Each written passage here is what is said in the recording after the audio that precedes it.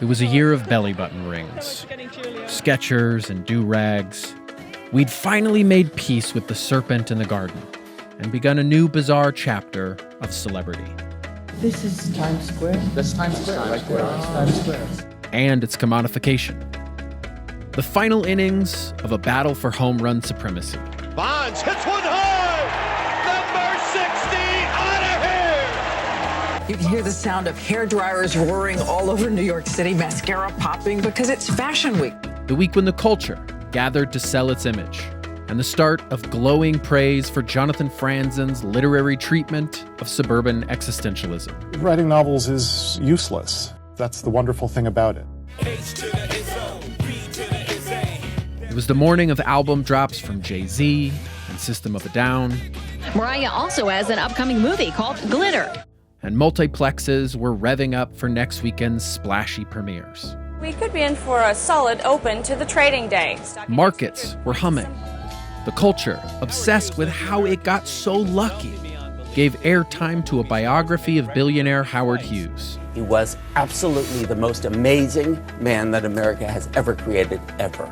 Okay, I have got to interrupt you right now. Sorry. We want to go live right now and show you a picture of the World Trade Center, where I understand, do we have it?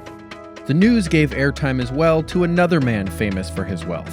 We know him as the man behind lots of real estate in Manhattan. And of course, Donald, I understand you were actually a witness to what happened this morning. This country is different today, and it's going to be different than it ever was for many years to come. Very profound statement and very true. 9/11 did leave the country very different. It changed what Americans wanted to wear, hear, and see. Or at least it changed what execs thought they wanted. This is a plural society. That means we accept more than one idea. It offends them.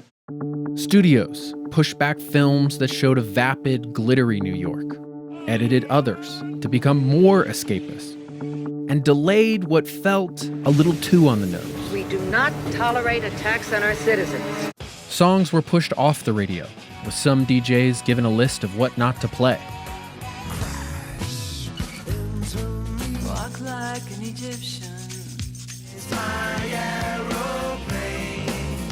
Other songs rode the moment. I can be your hero, baby. I'm in the New York state of mind. 9/11 seemed to pull listeners away from angry nu metal, and not so subtly nudge them toward the wide-open vistas of anthemic country. The soundtrack for America's upcoming fight for enduring freedom and infinite justice.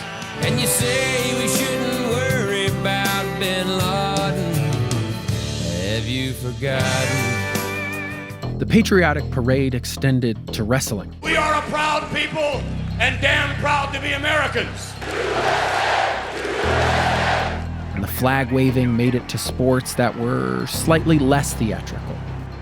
On Broadway's Great White Way, the stars puffed. We'll make a brand new start of it in old New York. And when theaters reopened, a dark comedy about two Americans who turned horror into a hustle reaped in sales. Meanwhile, a sitcom failed to turn a chef into a star. Your wife's got a great eye. Yeah, actually, I like all of her. Or get many laughs. Bam. And model Willa Ford blamed her failure to become a pop star on the timing of a first single.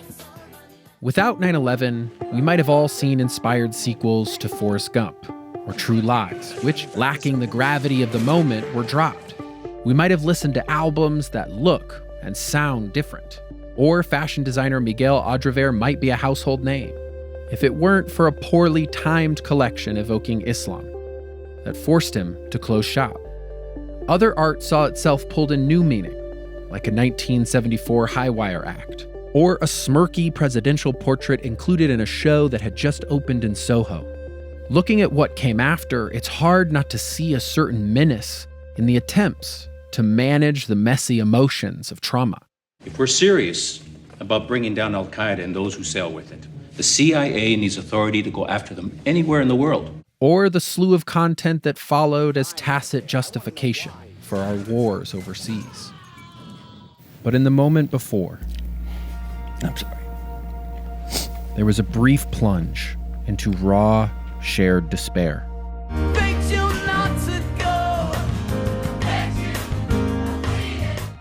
As the culture has rippled outward, over the years, the angst has calmed into absence and grief.